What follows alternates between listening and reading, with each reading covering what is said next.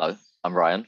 Today we're going to learn from entrepreneurs and we're going to learn from business builders and also people that have nurtured groups of people as communities so that they can make the world a better place, either through the businesses or the services they provide or by making themselves better people. So if you're interested in listening to those stories, this is the right place for you. All of our guests share as much as they feel comfortable and we dive right in to that point in life where your personal meets your external or your internal journey meets the things that you can then create in the outside world. Meaning the premise of this podcast is really that you need to have some understanding of self, some acceptance of yourself and a good mental health and well-being in order to make progress in the external world. I mean, we've heard that many times before. I guess throughout life, we know that's definitely a fact. And this is just what we want to explore a little bit more in these next few moments. So yeah, I'm Ryan Karim. I'm an entrepreneur. I'm also a business builder. I also help startups make money more quickly. I also help people that are trying to navigate professional careers to do that more effectively. People that want to get more focus, more momentum, more clarity in what they want from their life. We help there too. Also, anyone who's got teams of people, we help you allow your teams of people to truly collaborate and make decisions for themselves without needing managers.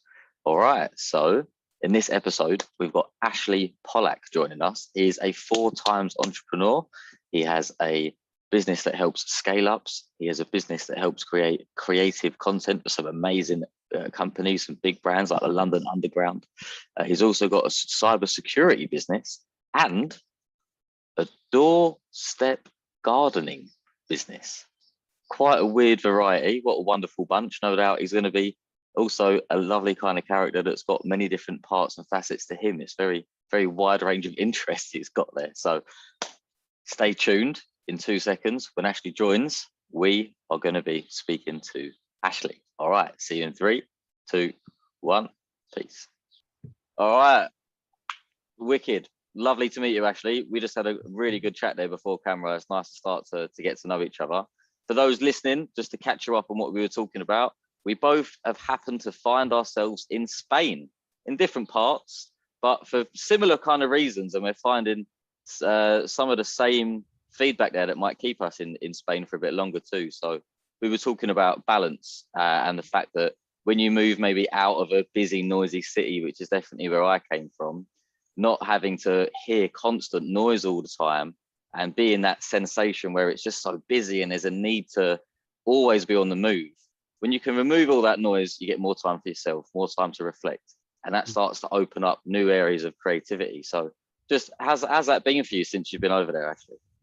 Yeah, I think when I was in London, I tried various ways of getting some balance in my life, right? So literally before COVID, I was doing ClassPass and I was doing all these yoga classes all over the place and trying to get into meditation. But it's so hard to really connect with that in London because it is so busy. There is so much noise, both the noise of cars and the noise of traffic, but just the noise of media, of the kind of messages that you're constantly bombarded with. And we moved out to Ibiza actually for, would you believe it, for quite practical reasons. I've run an agency for the last sort of 15 years, and that was pretty much mothballed by COVID. We then set up a lockdown startup that had been super busy during spring, but had quietened down in the summer. And so we were looking ahead to the winter without really visibility of how we were going to earn a lot of money. So it was my wife that suggested renting our place in London and coming out to Ibiza. We had a holiday home here. So we just gave it a shot. And yeah, I feel incredibly privileged at the moment to have a life which is in balance, which is simpler, but also that being more attuned with things, almost meditating with the world rather than as a specific activity, I found to be very motivating in terms of driving my ambition and creativity as well. So giving me more headspace to come up with ideas and to think those through and to be surrounded by other similar people who want to achieve stuff. And so that's been super cool as well. Yeah, man, it's the power of the external environment, isn't it? You know, to to stimulate the internal. And you're right, in London it's so busy, so noisy, your internal gets so noisy, so busy, it's really hard to connect. You're not in nature either, are you? Like, I mean, not to make anyone who's not in Spain feel too jealous, but you know, you wake up, you can hear the birds. You know, from where I am, probably similar to where you are, you can see the ocean. You know, there's a different smell in the air, and everyone is just calmer, right? And it is just a lot more peaceful. So you do feel more in harmony with just where you are. You know, you have a greater sense of like well-being just straight off the bat. It makes life a lot easier, right? For people that are living in London that have thought about making that change, like especially in a remote working world, for as long as that lasts, you know, grab it by the balls, in my opinion, and see, you know, go as far with it as you can, because it's something you don't regret, you know, and you meet like-minded people along the way. Yeah, I did have to go back to the UK about a month or so ago. My father is 100. Wow. And his health was declining, so I went back to the UK, and I was actually a bit anxious about going back. My dad lives in the burbs, really, around Croydon, Purley kind of way, and I was a bit anxious about disconnecting from nature because I feel so plugged in here. But what I found was that I felt more connected to it there as well. It was like I dialed into it there, and I realised that there is nature back in the UK. I love Britain, and both on a crisp winter's day or in the height or heat of summer. But it's that busyness that we sort of put ourselves into, both with work and the environments that we're surrounded with, and just even with meeting up with friends and stuff, you'd be like, oh, we really must meet up, and then 6 months would go by just with how much we jam into our lives. So it is there in the UK if you take a moment to stop and just go somewhere and get some silence. So to anyone listening who's in the UK, it is there too. Yeah, definitely. And funny enough, it's actually the same. The first episode that we did with Alex Papworth was exactly about this topic. He started a group, I think it's called Fireside or At the Campsite. If you go in the last video, you'll see it. The idea is that people come together as if it was a campfire, and you have a discussion about what's going on. But then he actually takes you on a walk through nature. You have to go on a walk through nature while you're on the phone and you're talking. So it deliberately gets you out into nature. And that is for people in England, actually. And I think it's extremely inexpensive, if not free. So yeah, check that out and join in. You know, he's a lovely guy. He's got his heart completely in the right place. So yeah, that's cool, man. It's always about what you pay attention to, isn't it? You're right. You can definitely get that experience in the city. I just find it personally harder to pull myself away. You know, there's like this magnetism of just feeling like you should be doing something other than being on your own, or you know, just being good in yourself or in nature. Definitely cool, man. So I was looking at you, obviously, before we had a chat. I was checking you out a little bit, and I was looking at it and I thought, that's a very impressive dude, right? To do the same thing for 15 years, hats off to you, because it's very difficult. They say most businesses, obviously, they fail within a year, but after 10 years, most businesses that have been successful fall off the face of the earth. So the fact that you've been in it for 15 years, and no doubt, you know, bumpy rides, we go up, down, swings and roundabouts, but that's amazing. So hats off to you for that. But the other thing that caught my attention was like, credit where credit's due, man, you know. But the other thing that caught my attention was like the variety that you've done, because like, and you know, forgive me if I haven't got all the details, no doubt you can color them in.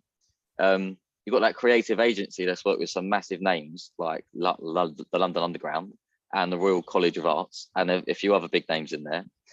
You've also then started a cybersecurity company. You've also started to help scale ups, and then you've started a doorstep gardening business. It's like there's it seems such a strange and weird variety, but maybe you can explain to us where you see the glue in that, and also just how is that trying to, you know, running 4 things and nurturing 4 things at once? How do you find that?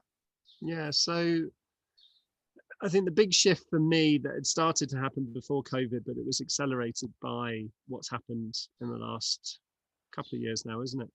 I mean, this last period has been transformative for me, and I know there have been incredible challenges. I mean, I pretty much thought I was shutting my agency down last year, but being able to embrace change and move forward, I felt very privileged that I've found that easy and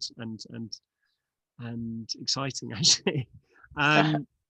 but this pivot had kind of happened prior to COVID. I think after working in creative services for many years, I've really loved it. So yes, well, at the moment we've just finished a couple of projects for the British Museum, animations. We did some filming with a primary school trust that has come up with some innovative teaching methods last Wow. week. We're doing some work with the Design Council next week. So I love the variety of work that I've done over the last few years. Really enjoyed that, but I'd started to get to a point where I didn't really feel like I was creating my own thing. I was serving briefs that I was receiving from other people, coming up with ideas and generating value, and then sort of handing it off. And so I had Yeah. this kind of interest in, like, how could I use that ability that I have to create and to connect people together to make things happen, to build businesses that I'm passionate about. And so the first opportunity that came up, and I guess this maybe fits into my life methodology, which is why not rather than what if. Mm. So, what's the worst that could happen? Like, it's so easy to test if an idea might work. There you go. Why not just throw yourself in? And I think people Yeah. spend so long thinking, oh God, sort of toing and froing. For my sins, well, we'll talk about Doorstep Gardener. That was set up in 4 days.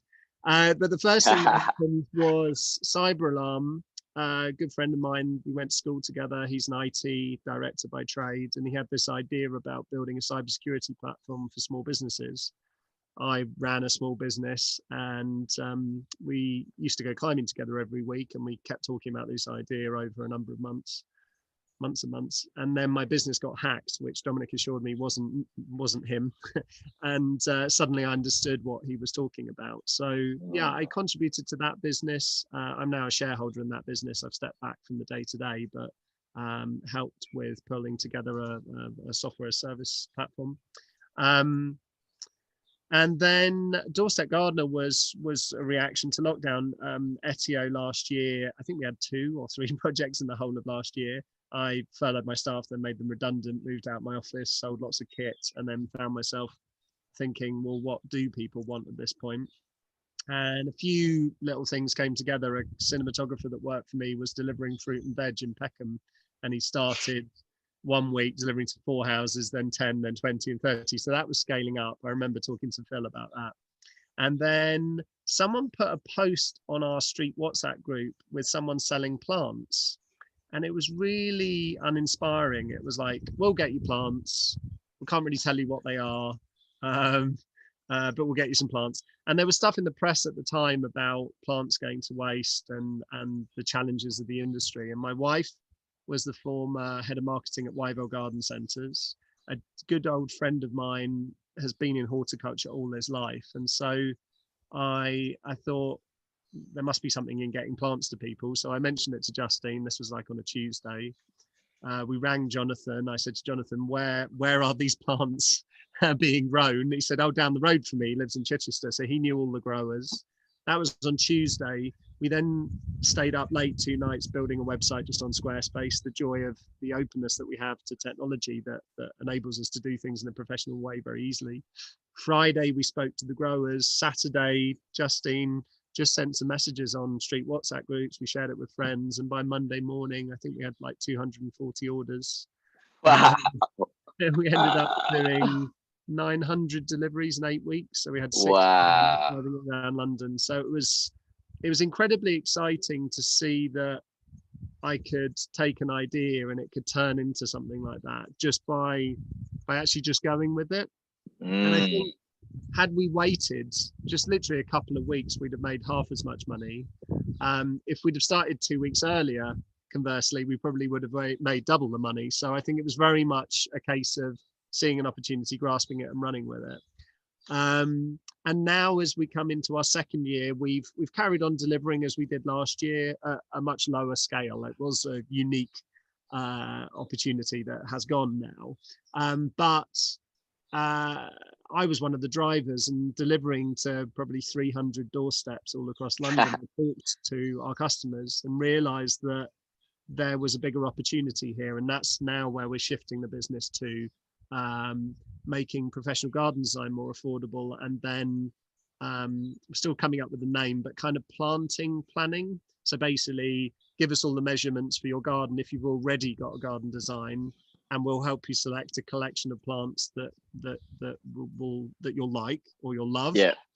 Chelsea collection, we're coming up with an Ibiza collection, predictably, so a Mediterranean collection, and then we'll deliver your whole garden and plant it for you. So that's where we're shifting towards. So now we are in a bit of a hustle phase to get work in that new area, and also fundraising to scale it, because I have some ideas about how to build technology around that, in terms of talking to a great data scientist about using artificial intelligence for the briefing process, and then a financial modeler about the other stage of the process. So I'm getting to connect with some really cool people to hopefully build something that's quite innovative and can scale for the future.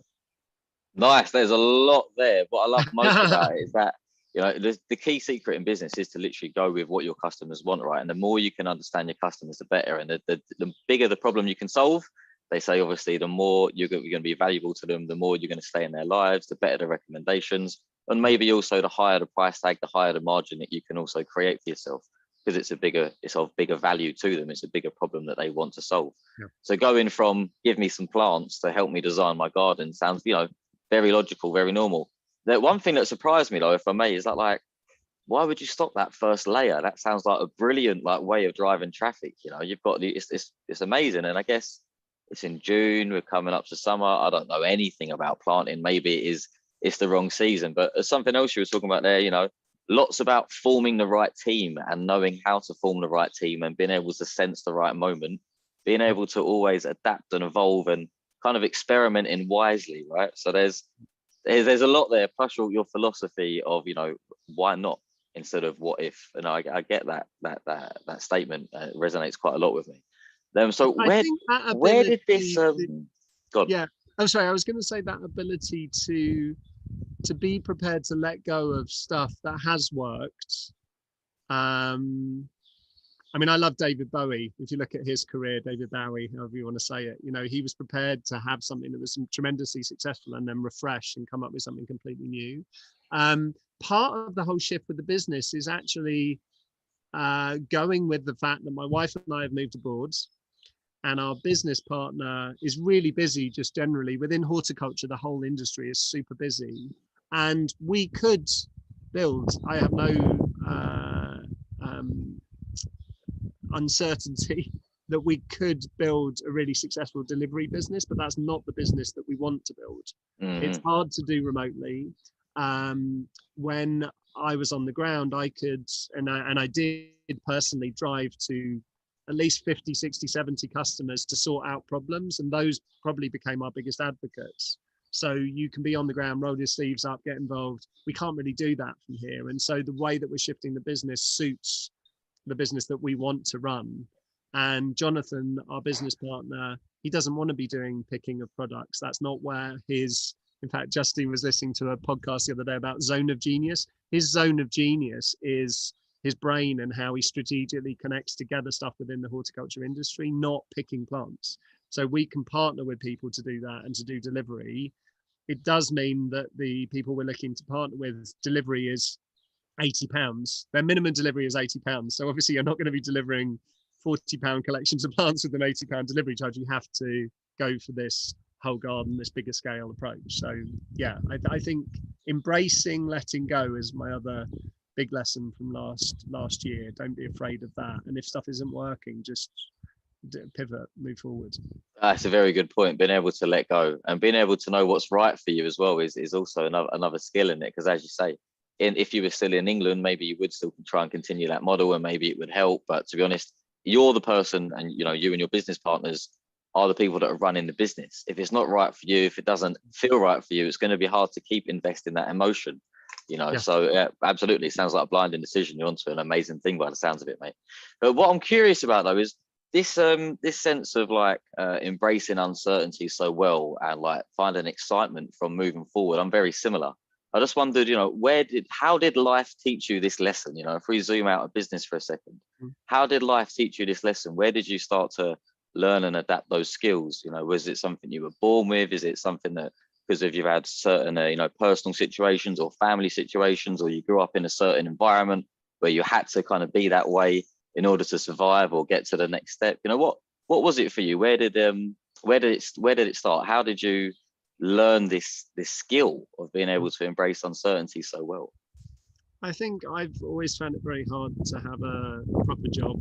I was a graduate for an ad agency. I think that was the last time I had something that was a kind of traditional route into employment. Both my parents worked for themselves and other members of the family. So I think that was something I grew up seeing.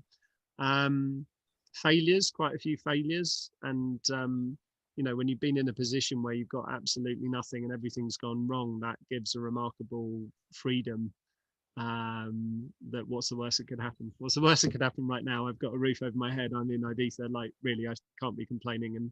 And you work your way through. So I find this with quite a lot of friends who are freelancers and are used to that, not knowing where the next paycheck is coming from, that they've sort of found this new normal quite liberating, and like it's our time in a way. Not to put down, you know, I've got lots of friends who have had the steady job, and obviously now is an incredibly uncertain time for them, and societally and economically. I feel very blessed that I'm in that position. Definitely. But yeah, I mean, it's not like I'm a single guy with no responsibilities. I've got a 5-year-old who's just started school. We've got a mortgage to pay. So I don't know if that can be an inspiration to anyone that you can take risks even when you're in that position. I truly believe that embracing uncertainty can reap real rewards. And I think if you sort of take what's happened to us in the last year, I think that's probably a pretty good example of it. So Yeah, man, absolutely. It's basic physics, isn't it? One thing leads to another. Energy doesn't end; it keeps moving forward. So you shouldn't yeah. restrict yourself. It's like when you feel that restriction, you know you got to lean into it, right? You know, you feel that uncomfortableness, that uncertainty, and it doesn't feel good to you, right? Normally, it's something that you need to lean into a bit more, and you need to explore, and you will benefit in that regard. I think for most Ernie people, was watching, sorry, my son Ernie was yeah. watching Frozen 2 the other day or a couple of weeks ago. Okay, And there's a song in that which is the next go on. right, taking You're gonna sing it for us. I can't remember the words. It was something like take the right next step. Take the right next step. Don't think about a big plan. Just go, right, what's next? And then it will lead to somewhere else. Yeah, it's When very I true. was younger and I was trying to figure out my career and it was a little bit of a mess, Mm. the only time I think I made a wrong decision was where I stopped and I became afraid of making the next decision, like I'd go in the Yeah. wrong direction. But I ended up getting this on my CV. I think it says I got a contract at the head office I got a contract at the head office of Marks and Spencer. It was actually a temp job, because I was doing some creative work, some video, but wasn't earning enough money. Yeah. And someone told me M&S was a nice place to work, and I got this temp job. And it because I was looking for something part time, that was quite a rare thing that they had a part time job. I ended up in this really sort of random position where I created my own role and then built from there. Wow. And that's what really led to my company being founded. So who'd have thought sort of taking a temp job actually led to me setting up my agency. So yeah, go with the Yeah. and just next right step. Going with the flow a little bit, isn't it? Go take the next right step. I think that's a very good way of translating going with the flow. Going with the flow can be quite abstract. It doesn't really make, doesn't make a lot of sense to most people. I think it just sounds like a concept, but ultimately that is it, go with the right next step, what feels right to you. And So there's one other thing, sorry, cut in. I think there's another bit to that, which is being, how can I put this? We all go through tough times, right? I've just had the ill health of my dad, and I went to England. That was quite intense, and I burnt myself out, and came back. And I was actually had a bit of a sort of entrepreneurial dark night of the soul, like nothing's really working, and sort of questioning myself. It's not that I don't do that, right? I'm not super Mr. Confident, but being able to be calm when stuff is challenging and actually take it easy when things are harder. and getting to a calm state then, as well as these sort of flow states, which is a very kind of coachy kind of thing, right? We need to get in your flow state or your zone of genius. That sounds great, but also, you know, when stuff is tough, just pausing and reflecting. So when COVID hit and I furloughed staff, then made them redundant, then moved out my office, which I'd been in for 5 years, and I'd spent 15 grand doing it up, and I managed to find someone to rent it very quickly. And so literally we cleared it out one day, a few days into COVID, and I cleared the whole office out, and then there was one seat left, and I just sat in this office. And Oh, went, you know, this has been my space for 5 years. And just being able to just almost in that moment just go, and it's been a great 5 years, and it's been a great experience, and now I'm moving on, and that's okay, and just keep calm. I think that's equally important as getting into your zone and being hyper productive or very productive and successful.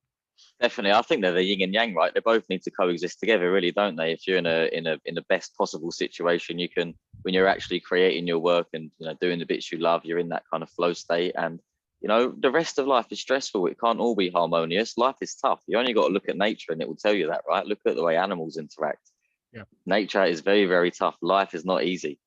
So we go through these dark nights of the soul, and I call it the curse of the creator often, because I find normally it's when it's in these pivots, right? Because you know something's not working, you've invested a bit of your emotion, your creativity, you got passionate about it, and then this, you realize, oh, it's not working, and that's okay. You can't help but find it a little emotional because you've attached so much, you know, purpose to it, I guess, and passion to it, right?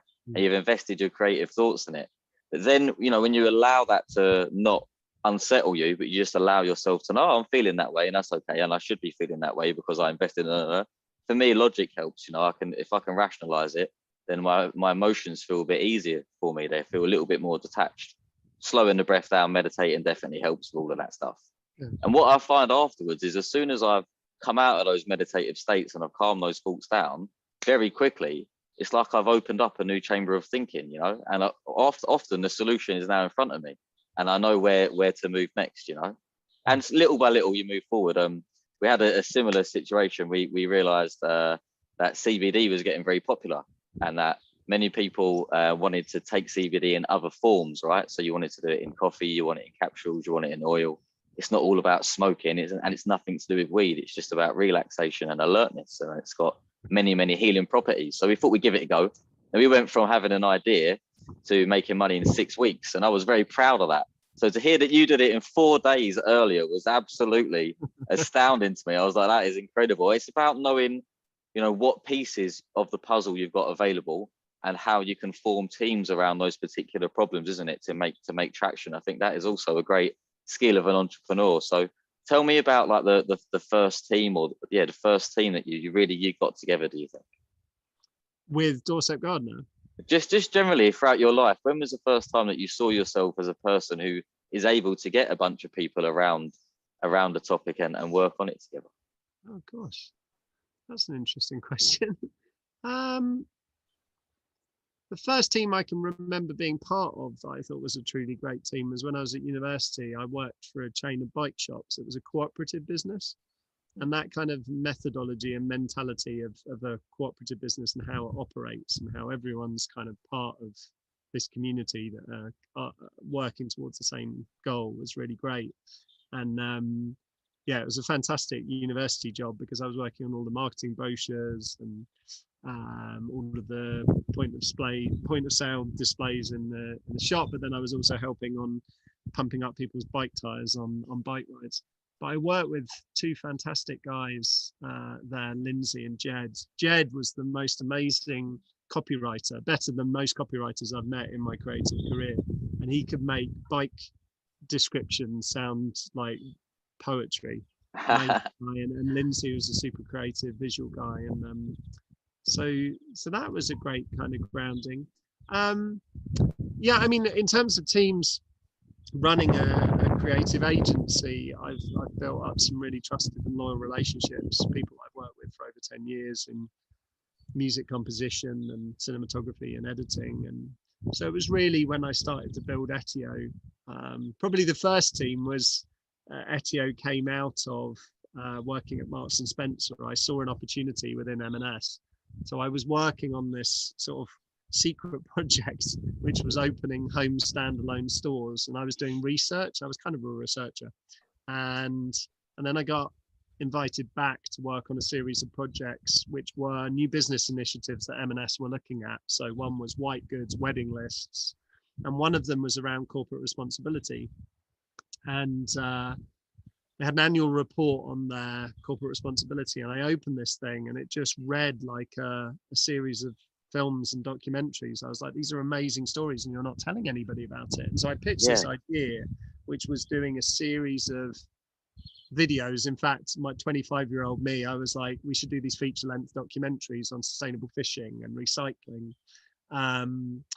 At the time, M&S was one of the most trusted brands in the country. So I said, you've got the rights, or you've got a tone of voice that would allow you to talk about these things and people would listen.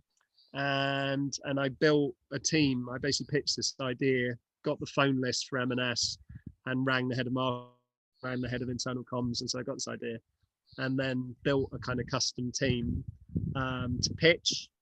Then realized that I was too small to work with M&S. So then I partnered with a commercial arm of the BBC, who then tried to screw me over. And then I got this project, and then I built a custom team, a friend who then worked for the BBC and various other people. In actual fact, we never made any films. We just did all the research and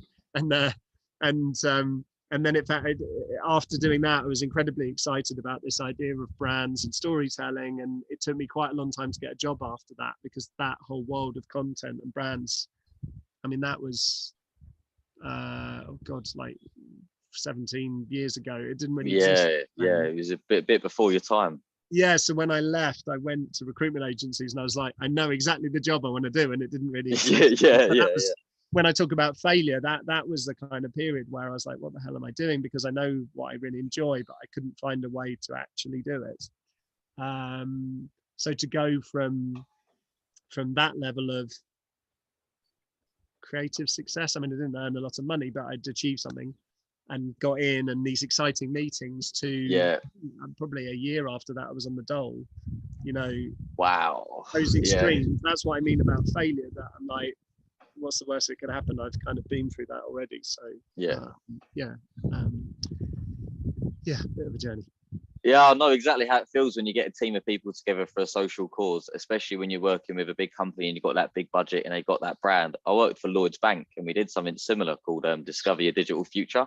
But it was more of a learning journey, an event to get young people who, crazy, the stats are still insane now. Do you know that there's a crisis in the tech industry because not enough young people are choosing to study the right things that will lead to them being good technologists? Yeah. So there's not enough outreach, and people aren't doing it in a way that is actually effective for young people, because you've got to keep that interest. You've got to make it different. You've got to make it fun. It's got to be interactive. You've got to keep it quite short and succinct because of the attention spans. So we did that basically. But I did it for Lloyds. So we had like 9 or 10 different tech partners join, massive companies. Facebook was there, Microsoft's there, all that sort of stuff. Vodafone were there, big companies. Some doing speeches, some doing workshops, some bringing a bit of tech in. And it was really successful. They made it a national campaign the year after. What I've always felt like I should have done is spin it off and try and do something with it. But that corporate social responsibility world just seems maybe like the experience you had with the BBC. It's there's a lot of difficult people to work with in the corporate world, and often the interest that you would hope that your idea is appealing to is not really the way where you need to strike. Really, you need to strike with their vested interest for their career, or what it means for them internally. In terms of how it's going to help their publicity in the company that they work in.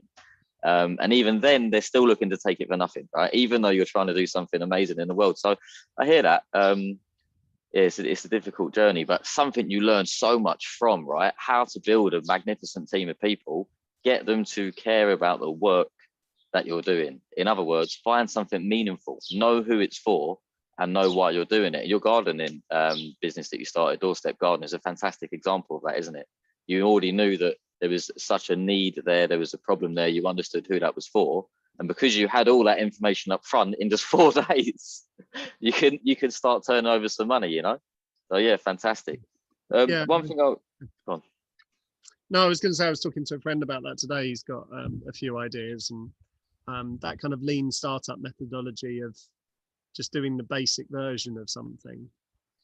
There's a lot of people I've spoken to. A good friend of mine who spent like 3-4 months working on a website and kind of thinking it through. And it's like when you don't exist yet, or you're new, it doesn't matter. You can change your headline, you can make it look slicker. In our first year, our sort of newsletter that we delivered with all the plants was just this really basic, purposely basic. I mean, I could design something better, but purposely basic, hand printed thing from us as the directors. In our second year, we had nice Absolutely flyers and everything else. exactly perfect. Yeah, don't waste loads of money spending it on making it all fancy. Start really basic.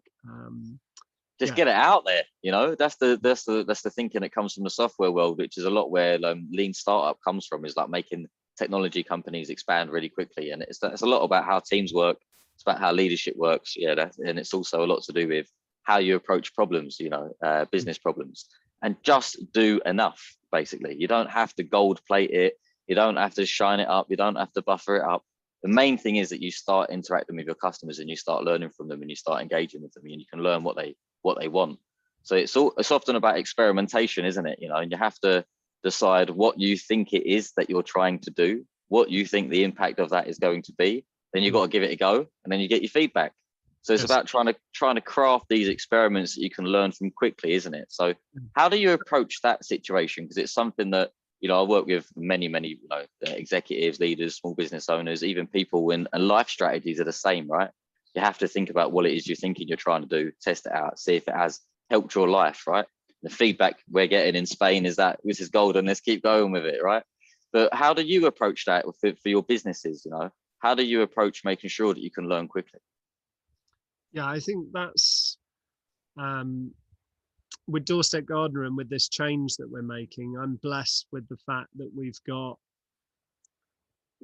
like 1,000 people who purchase something from us, and at least 100 of them who've given us glowing reviews. So, and I really like building relationships with people. So our top customers, I've been and had a cup of tea with them a number of times just to catch up. In fact, one of our customers, it turns out, is an amazing lady who worked in advertising her whole career and had loads of ideas. And I was just like, brilliant, let's chat about this. So there's quite a lot of copy on our website that came from Anne. Our headline on our website came from Anne. Just listening. I think is the most important thing, and really engaging with what your customers are saying. That was one of the challenges with the cybersecurity business. Was with that business, it was trying to educate customers that this is something they needed, but they didn't realize they needed, which is very hard. That's very hard, to really listen to what people are saying and to be prepared to shift your assumptions around the technology. And I think around technology, there's a challenge there, because there's the classic kind of Steve Jobs comment that you can't ask customers what they want in technology that doesn't exist yet. And I completely get that with the iPod, but with a cybersecurity service for small businesses, you really do need to listen, because otherwise you're not going to get anywhere. Because it exists already, you're not. I think Steve Jobs' quote's all about pushing the boundaries, and it is about innovation. So it's going past that point of what they call nominal value. Nominal value is like what you might expect from what might be out there already. As soon as you go past that point, you need pure innovation. You still need to test it, make sure that it's gonna land with the audience that you think it might land with, before you launch it. But Yes. It's always past that exploration point. Yeah, definitely. But there's also that deeper level of conversation that if you say, I think they talk about the mum test, that if you're like, oh, would you pay 30 quid for this? And they're like, yeah, it sounds great. No, that's pointless. But really digging in on cybersecurity, for example, the real challenge is that people who run small businesses, they don't really care, even though you tell them this is what could happen if you don't have this stuff in place. They're like, well, it hasn't happened so far, has it? I haven't really heard of any friends that have had it happen to. The gardening business, where we're moving to with that is based on people emailing us and asking us questions all the time. And we're like, people keep asking us advice about the design of their gardens, about where to put their plants. They want help, they want guidance, because they're overwhelmed. But yet design wise, and this is a hypothesis or an assumption, but I would think that a lot of people would imagine that garden design would be a really expensive thing, which it is. Minimum £1,000, £2,000. Our first paying customer for the design service paid £370 for a design. So we're disrupting something there. We're really significantly disrupting something, but it's based on insight. It's based on what people were actually asking us for, and that's what we built something innovative on. So the iPods, everybody loves music. So the idea of 10,000 songs in your pocket, no one was going to complain about that, were they? But visualizing that technology, I guess we're in that place with augmented reality or virtual reality, or Apple's meant to be coming up with glasses now, aren't they? Those kind of things that are step changes. I get it for that, but in the main, I think building relationships with your customers or people that could be your customers, and I'm not a fan of the kind of hard salesy approach either. I'd rather you just provided me insight rather than me then trying to leverage that to sell something to you. I think that's want to buy something from me because you love what I'm doing. That's brilliant. But yeah, it's a great learning for me too. Recently, actually, in the last year, I've learned that. I've never been a salesman. I've never done marketing or sales before, and it's only since my consultancy started getting its own transformation projects last April, I had to start to look into that. Everything to be fair, it's all been word of mouth. I still haven't really cracked the nut of the sales and marketing angle for the consultancy yet at all. It's still that's the best way. It's the best way because they're big contracts. It's a slower process, So it's but I'd love to learn sales and marketing. So yeah, I've been teething with it, and the difficult bit is trying to get the feedback from your customers to learn what works, isn't it? That is definitely the hard bit. The fact that you're doing this podcast, my tip that someone gave me about LinkedIn, for example, is to kind of not be afraid to reach out to anyone and everyone that interests you, no matter who they are. Yeah. And then to think of those people as an audience, and then the stuff that you share being of value and just really caring to be a good social citizen, almost like if you're a member of communities. It's about doing it for the right reasons, and I love our conversation so far. It's basically every aspect of life that I like to talk about and that I know anything about, which is understanding yourself, navigating complexity, starting businesses, having ideas, riding that emotional, tired and spiritual journey of it all, making decisions, going one step at a time with yourself, all great things that I believe in. So it's amazing that you can, just by really going with that mindset of we can just talk to everyone because my intentions are in the right place, and is that you can reach out to anyone at all. It's the same if you work for a big corporation. Lots of people don't want to reach out to the executives or the directors or the leaders, and it's actually that's the thing you should be doing, because if you want to be a director or an executive, you need to talk to those people and understand their journeys. So yeah, absolutely. Great conversation. Thank you for your time. One thing I would ask you, considering it's so much about experimentation and sensing as we go, if there was one experimentation that you think a budding entrepreneur should start to run, what do you think they should do? One experimentation? Yeah. Pivot that question a bit for me. Not quite getting the question. If a budding entrepreneur was to experiment with one new way or one new approach of nurturing their business, what would be your one tip, your one experiment that you think they should run and try to learn? I think that comes back to that kind of why not kind of approach, right? So when you say experiment, I think it's more experimentation and iteration, and if you've got an idea for something, start picking up the phone to people that you think might be interested in it and run it by them, and kind of build the concept, the story from there, and with their participation, with their interaction. But yeah, just give it a go, jump in. That's it. That's the message today. Why not? Absolutely go for it. All right, cool. Hope you've enjoyed it. Leave your comments down below. If we do get anything juicy for Andrew, we'll let Andrew know. No doubt Andrew will keep a look in the comments below. Andrew, and is that me or is that another Andrew? Oh, Ashley, that's it. Sorry, Ashley. That's a good name. I wish that's Ashley. You know what? I did that at the start. I was looking for your profile and I typed in Andrew, and I was like, Andrew Pollak. I'm like, it's not coming up. I was like, no, his name is Ashley. So I've done it again at the start. And at the end, there we go. But yeah, anyway, so Ashley will keep in no doubt his eyes on the comments below. We'll share this across social media and it will be on YouTube in just a few moments, really. Leave your comments below. If you want to send me some information, Andrew, about your different businesses, I'll make sure they're all in the description too, so people can check it out. Ashley, you did and Ashley, yeah, sorry, mate. I've got that stuck in my head now, haven't I? That's it. It's never going to leave now. We But got right to yeah. the end, didn't we? Anyway, cool. All right, pleasure. Right, mate. Really nice to talk to you. Peace, mate. See you later. Peace.